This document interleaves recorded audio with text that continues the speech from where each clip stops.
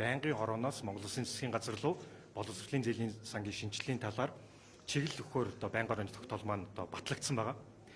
Тэгэхээр боловсролын зээлийн сан одоо Монгол Улсын тусгай сангууд дотроос одоо хамгийн үн цэнтэй ийм сан. За нийтдээ давхарцсан тоогоор дотоод гадаа зээл аваад үзэх юм бол 1.2 сая гарсан хүүхдүүдэд оюутан сурагчдад хүрсэн ийм сан байдаг. Хамгийн үн цэнтэй сан мөртлөө бас хамгийн шудраг бус, ил тод бус явж ирсэн сангуудын нэг бол яалтчгүй боловсролын зээлийн сан мөн. За өнөөдөр энэ боловсролын зээлийн сангийн шинжилттэй холбоотойгоор одоо өчигдөр байнгын хорооны тогтоол дээр бол одоо 2025 оны сонгон шалгаруулалт цоо шин журмаар явах ёстой гэсэн байнгын хорооны тогтоол дээр чиглэл өгж байгаа.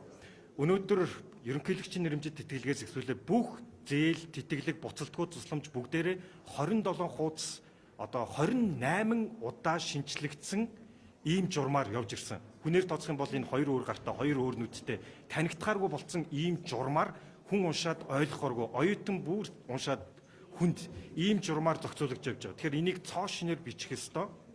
Мөн одоо хоёрдугаарт зээлийн иргэн төлөлт гэж одоо хүртэл асуудал дагуулсаар байна. Өнөөдөр гадаад дотоод зээл гэсэн хоёр үндсэн хэлбэрээр болсон зээлийн сан зээл болгодог. Дотоод зээлийг аваад үзэх юм бол 1.2 сая хүүхдэд хүрсэн энэ зээл иргэн төлөлт нь 98% байна. 98%. Гэтэл гадаад зээл 360 тэрбум орчим төгрөг 30 жилийн хугацаанд олгогдохдоо иргэн төлөлт нь өнөөдөр дөнгөж 4% хүрэхгүй л байна. Тэгэхээр энэ нь өөрөө оюутнуудын, хүүхдүүдийн, суралцагчдын хүний эрхийн зөрчил хэд ялгуулсан байдал одоо хүртэл үргэлжилж байна. Яагаад дотоод зээл иргэн төлөхгүй бол Монгол банкны зээлийн мэдээллийн санд ордог мөртлөө гадаад зээл иргэн төлөлтөнд 4% байж одоо хүртэл Монгол банкны сарлж жагсаалтанд зээлийн мэдээллийн санд орохгүй ийм ялгууртай байдал байсаар байна. Тэгэхээр энийг цогцоор нь бид нэр шийдэх ёстой. За 3 дугаарт одоо 2025 оны сонгон шалгаруулалт өөрөө цоо шин журмаар ил тод нээлттэй одоо явах ёстой гэсэн зарчмыг бас бид нэр байнгын хорооны тогтоол дээрээ бас тусгасан байна. Тэгэхээр боловсролын зээлийн сан 2025 оны төсвийг аваад үзэх юм бол 158.4 тэрбум төгрөг төсвөлөгдсөн байна. 2025 онд түүхэндээ хамгийн өндөр дүн төсвөлөгдсөн одоо жил байна. Энэ 158 тэрбум төгрөгийн зарцуулалт нээлттэй ил тод цоо шин журмаар явах ёстой. Бас нэг 25 оны одоо төсөв дээр суусан нэг цоо шин зүйл бол энэ 158.4 тэрбум төгрөгийн 33.6 тэрбум төгрөг зээлийн иргэн төлөлтөөс санхүүжнэ гэсэн зохицуулт орсон байна. Тэгэхээр энэ 33 тэрбум бусад их үйлс рүү зээлийн иргэн төлөлтөөс санхүүжжээж дараагийн хүүхдүүдэд боломж олгох нь 2025 оны боловсролын зээлийн сангийн зээл, тэтгэлэг, буцалтгүй тусламж хүүхдүүдэд очих одоо үйл ажиллагааны төлөвлөгөөнд хүрнэ гэсэн үг. Тийм учраас энэ зээлийн иргэн төлөлтөн дээр боловсролын яамнаас хариуцж байгаа одоо яамнаас одоо стратеги гаргаж энэ иргэн төлөлтөн дээр одоо энэ иргэн төлөлт заавал хийгдэх ёстой. Хэрвээ энэ иргэн төлөлт 33.6 тэрбум иргэн төлөлт хийгдэхгүй доголдол гарах юм бол 25 оны боловсролын зээлийн сангийн үйл ажиллагаанд доголдол гарах ийм эрсдэл учрах юм байна. Тэгэхээр үүн дээр ч бас одоо байнгын хорооны тогтоол дээрээ одоо зээлийн иргэн төлөлтийг одоо сайжруулах стратеги боловсруулж гаргах ёстой.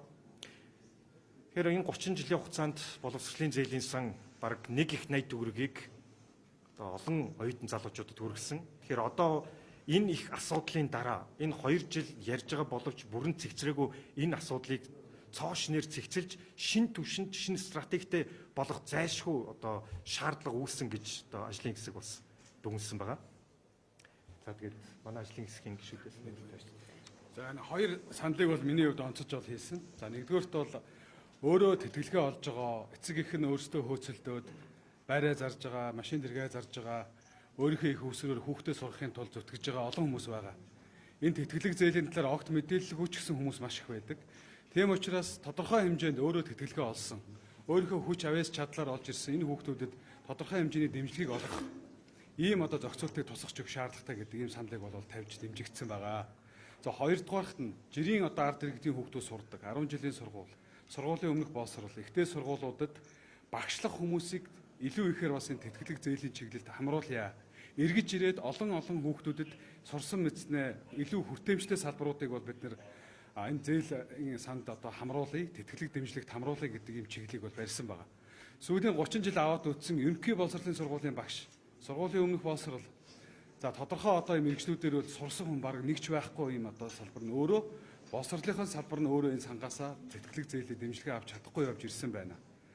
Тийм учраас одоо англи хэлний хөтөлбөр олон одоо дэлхийн хэмжээний бусад одоо орнуудад хүүхдүүд хичээл заадаг хэмжээний боловсролыг эзэмшсэн хүмүүс эргэж ирээд олон мянган хүүхдүүдэд хичээл заах юм боломж олцоо гарч ирэх юм байна гэдэг ийм одоо саналуудыг бас тусгасан байгаа. Тэгээд энэ журмын дагуу бол одоо ишээ илүү олон хүүхдэд үе таалгыг нээж өгдөг шударга байх ёстой. Түрүүн бас манай ажлын хэсгийн ахлагч хэллээ. 4% иргэн төлөлтөө байна гэж болохгүй. Нөгөө талаараа үүргээ биелүүлчихсэн хүмүүс бас байгаа. Огт Монголдо эргэж ирээгүй. Төрийн одоо татвар төлөгчдийн мөнгөөр сурчаад буцаж ирээгүй. Гадаадад ажилдаг, амьдардаг. Яг ийм одоо үлгэр дуурайл мэт болчоор эндээс нэг зээл авсан хүн тэгж байгаа зээлээ төлөхгүй байж болдго юм байна. Тэгээ эргэж ирж бас байхгүй байж болдго юм байна. Болдго юм байна. Ямар нэгэн хариуцлага тооцдгүй юм байна гэдэг энэ юм бол одоо өнөөдрөөс ахуулаад гар утасны төлбөрийн 10,000 төгрөг ч гэсэн Монгол банкны зээлийн санд байгаа шүү дээ. Гэтэл хэдэн зуун мянган доллараар сая төгрөгөөр авчихсан хүмүүс өнөөдөр ингээд ямар ч одоо хариуцлага хүлээдгүй санхүүгийн хязгаарлалтанд орохгүй байна гэдэг нь энэ бол дэндүү шударга ус юм а гэдэг зүйлийг бидний хувьд бол одоо санал нэгтэй бас одоо энэ чиглэл болгосон байгаа. Тийм учраас бол энэ асуудлаар бол одоо удахгүй Монгол банк боловсролын яам, боловсролын зээлийн сан бол одоо арга хэмжээ авнаа гэдгийг бас хэлмээр байна. За та бүхэнд энэ өдрийн мэндийг хүргэе. За ажлын хэсэг бас чамгүй хугацаанд ажиллаж олон одоо бас судалгаа шинжилгээ хийж мэдээллүүдийг хүргэжсэн. Тэгээд ажлын хэсэг үл энэ оюутан залуучуудаа боловсролын сангийн энэ зээлийн үйл ажиллагааг нээлттэй ил тод болгоё. За тэгш боломжийг хангая гэж.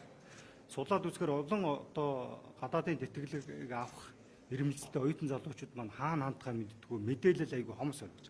Тэгэхээр энэ танилын одоо хүрээг багасгаж яг шударгаар өрсөлдөж одоо энэ тэтгэлгийг авдаг энэ тэгш боломжийг одоо нээж өгөх.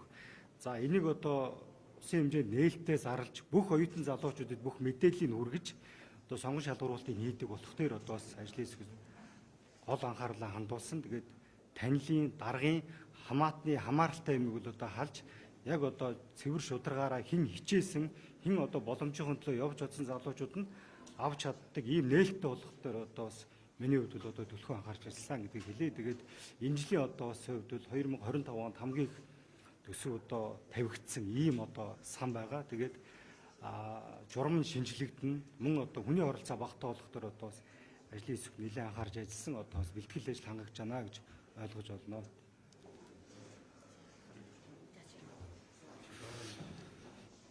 За өнөөдөр хүрэлцэн ирсэн сэтгүүлч та бүхэнд энэ өдрийн мэнд хүргэе. За манай ажлын хэсэг маш богино хугацаанд маш үр дүнтэйгээр энэ боловсролын зээлийн сангийн асуудлаар бол ажилласан.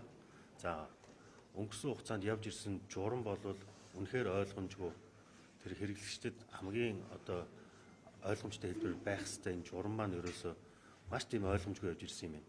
Тэгээ энэ дээр бол бид бүхэн гол зарчмын асуудлаа ярьж байгаа. Нэгдүгээр энэ одоо маш ойлгомжтой, энгийн байх ёстой. За тэгээд ил тод байх ёстой. За тэгээд гол зарчмын асуудал бол шударга байх ёстой гэдэг ийм зарчмуудыг л бид нэр үндсэндээ энэ шин журам дээр тусгах чиглэлийг бол гол нь өгөх ёстой гэж үзэж байгаа. За хоёрдугаарт бол ер нь бол хүртээмжийн асуудлыг бид нэр бас ярих ёстой.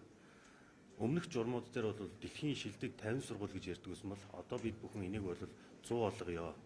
Ер нь бол эхний 50 сургуульд одоо суралцах боломжтой одоо тэнд одоо тэнцсэн хүүхдүүд бол өөр нэгдүгээр ангиас одоо хувийн сургууль өндөр төлбөртэй сургууль одоо бэлтгэгдсэн хүүхдүүд жишээлбэл орж ийна. Энэ нь өөрөө хөдөө орон нутгийн хүүхдүүдэд одоо боломжийг нь хязгаарласан ийм юм байна. Тийм учраас энийг бид нэр ил болгоё гэдэг тал дээр нь ярьж байгаа. За ер нь бол хамгийн гол юмыг бол манай гишүүд сая хэлж байна. Ил тод нээлттэй хамгийн гол нь ойлгомжтой байх хэрэгтэй. Тэгээ энэ зарчмыг л бид нэр одоо гол нь баримтлая гэж байна. Тэгээд маш яаралтай одоо ажилласны үр дүнд өчигдөр бид нэр одоо байнгын хоргороо оруулж засгийн газар руу одоо чиглэлөх одоо тогтоолоо одоо батлуулж чадлаа. Одоо бид бүхэн шин журмаараа одоо энэ боловсролын